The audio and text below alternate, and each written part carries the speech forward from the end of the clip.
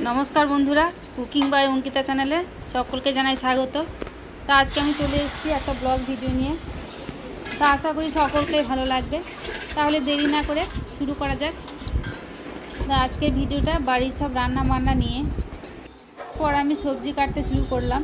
আমি সবজি বলতে এখানে কচু আছে, পেঁয়াজ, আর এখন ঝিঙেটা বাগানে আছে, বাগান থেকে নিয়ে আসবো। তো এখনও বাজারে নতুন কচু উঠেছে। তো কচু প্রায় প্রতিদিনই হবে আমাদের বাড়িতে এখন। কচুটা খেতে খুবই ভালো লাগে, আমাদের বাড়িতে প্রায় সবাই পছন্দ করে। তো এদিকে আমি পেঁয়াজটা সব কেটে রেডি করে আমি ডালটাকে চাপিয়ে দেবো। তো সবজিগুলো আমি সব আগে ধুয়ে নেব। আমার সবজি কাটা হয়ে গেল। এবার আমি কড়াই চাপিয়ে দিলাম, কড়াই জল দিয়ে দিলাম, আমি কচু দিলাম। এরপর আমি দিয়ে দেবো মসুর ডালটা, আমি সেদ্ধ করতে দিয়ে ঢাকা দিয়ে দেবো। ঢাকা দিয়ে আমি যাব এখন ঝিঙে কাটতে। আমাদের বাগানে অনেক বড় বড় সব ঝিঙে হয়ে আছে। তো বাগানে এসে দেখি সজনে গাছে পাতার উপরে একটা শামুক লেগে আছে। এটা স্থল শামুক, গাছের পাতাগুলোকে খাচ্ছে। সবজির বাগানে বৃষ্টি হলে এইসব শামুকগুলো সব বেরিয়ে আসে, দেখতে পাওয়া যায়। তো বৃষ্টির দিনে এরা গাছে উঠে পড়ে পাতা খেতে। তো এখন আমি সব ঝিঙেগুলোকে কেটে নিই। বড় হয়ে গেছে আর মাথার কাছেও ওইখানে একটা আছে, তার ওটাও দিতে হলো। আর এখানে একটা আছে, কত ঝিঙে ধরেছে, সেদিন তুলে নিয়ে গেলাম।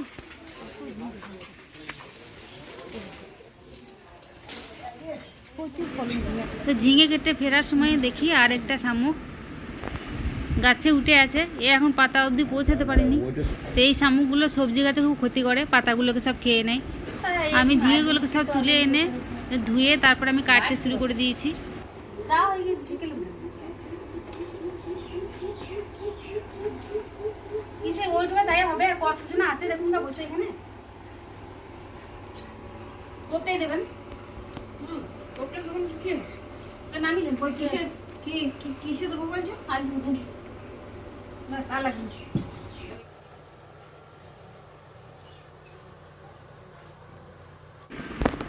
তো ঝিঙেগুলো আমার সব কাটা হয়ে গেলে এরপর আমি ঝিঙের সাথে দেবো একটা আলু দেবো। আর এখনকার আলু স্টোরের আলু সব মিষ্টি আলু, ওই জন্য বেশি আলু আমি দিলাম না। এরপর আমি একটা টমেটো কেটে নেবো, কিছু পেঁয়াজও কেটে নিয়েছি। সবজিগুলো আমি সব ধুয়ে রেখে এখন আমি মশলা বাটবো। তো আমি জিরে, শুকনো লঙ্কা, আদা, রসুন সব একসাথেই বেটে নিই। আমি সিলেই বেশি মশলা বাটি, মিক্সচার অত মশলা বাটতে আমি লাগাই না। মিক্সচার আছে, আমি লাগাই না, সিলেই বাটি। খুব বেশি মশলা লাগে না, অল্প একটু লাগে। তো আমার বলতে বলতে মশলাটা বাটা হয়ে গেল। এরপর আমি কিছু মসুর ডাল আমি ভিজিয়ে রেখেছিলাম ওই ঝিঙের তরকারিতে দেবো বলে, বড়া বানিয়ে। তাই আমি মসুর ডালটা বাঁধতে শুরু করলাম। তো মসুর ডালের বড়াটা আমাদের প্রায় হামেশাই হয়। আমাদের সবজির সাথে মসুর বড়াটা দিই, তরকারিটা খেতে খুব টেস্টি হয়, খুব ভালো লাগে। তো ডালের সাথে আমি একটু লবণ, একটু লঙ্কা বেটে দিলাম। এরপর আমি অল্প কিছু পেঁয়াজ কুচি দেবো, পেঁয়াজটাও বেটে দেবো। তো কলাইটা আমার বাটা হয়ে গেল। তো কলাইটার সাথে আমি একটু দিয়ে দেবো খাবার সোডা। খাবার সোডা দিলে বড়াটা একটু নরম হয়, আর সোডাটা না দিলে বড়াটা শক্ত হয়ে যায়, ওই জন্য আমি সোডাটা দিই। তো মসুর ডালটা আমার বাটা হয়ে গেল। আর ওইদিকে আমার ভাত চাপানো ছিল, ভাতের মাড়টা আমি ঝরিয়ে নিচ্ছি। তো ভাতের মাড়টা পুরোপুরি ঝরিয়ে নিলাম। তো ভাতের মাড়টা আমরা ফেলে দিই না, পাশের বাড়ি এক মামিমা আছে, যে জায়গায় দিয়ে যায়, মাড়টা নিয়ে যায় গরুতে খাবে বলে। আর ইন্ডাকশন ওভেনে আমি 3টে ডিম সেদ্ধ করতে দিলাম। 3 জন খাবো আমরা ডিম, তাই 3টে দিয়েছি। আর এইদিকে আমার কচু মসুরিটা সেদ্ধ হয়ে গিয়েছে। তো আজকে বাজারে মাছ পাইনি বলে ডিমটা সেদ্ধ করতে দিলাম। আর আমাদের বাজারে একটু দেরি করে গেলে মাছটা আর পাওয়া যায় না, তাই আজকে ভাবলাম ডিমই রান্না করব। তো ডিমগুলো আমার সেদ্ধ হয়ে গিয়েছে, ডিমগুলোকে তুলে নিয়ে একটু ঠান্ডা জল দিয়ে রাখলাম ঠান্ডা হওয়ার জন্যে। আর এইদিকে আমি ডাল ছোঁকার জন্যে রসুনটা একটু থেঁতো করে নিলাম। তারপরে কড়াই গরম হয়ে এসছে, কড়াইয়ে তেল দিয়ে দিলাম, রসুনগুলো দিয়ে দিলাম, একটা শুকনো লঙ্কা দিয়ে দিলাম, তারপরে একটা তেজপাতা দিলাম, একটু আমি মশলা দেবো, জিরে মশলা। তারপরে আমি দিয়ে দিলাম একটু পেঁয়াজ কুচি।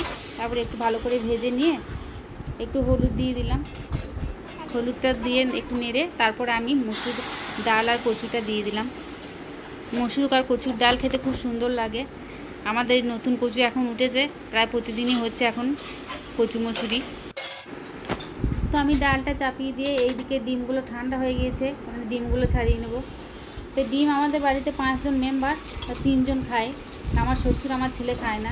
আমার শ্বশুর আগে ডিম খেত, কিন্তু ডাক্তারের নিষেধে এখন আর খায় না, এখন বন্ধ আছে। আর এখন ড্রাইভারটাও নেই, তাই তিনজনই আমরা ডিমটা খাবো। আর ডালটা হয়ে গিয়েছে, নামিয়ে নিলাম। এরপর আমি যে মসুর ডালটা বেটে রেখেছিলাম সেটা আমি বড়া বানিয়ে নেব। এরপর আমি ঝিঙেটা রান্না করব বলে বড়াটা আগে করে নিচ্ছি। তো বড়াটা এমনি শুধু খেতে খুবই সুন্দর লাগে, যদি আপনারা চান শুধুই খাবো গরম গরম ভাতের সাথে তাও খাওয়া যাবে, খুব টেস্টি লাগে বড়াটা। এই বড়াটা অনেক রকম সবজিতেই দেওয়া যায়। তো এই বড়াটা ভাজতে খুব বেশি তেল লাগে না, অল্প একটু তেল দিলেই হয়। তো বড়াটাকে আমি উল্টে পাল্টে একটু ভালো করে ভেজে তারপর তুলে নেব। দেখতে হবে যেন ভিতরে কাঁচা হয়ে না থাকে, সেরকমভাবে ভাজতে হবে। তো আমি আরেকটু কড়াইয়ের মধ্যে তেল দিয়ে দিলাম, একটু পেঁয়াজ কুচি দিলাম, একটা লঙ্কা কেটে দিয়েছি। এরপরে আমি ঝিঙেগুলোকে দিয়ে দেবো।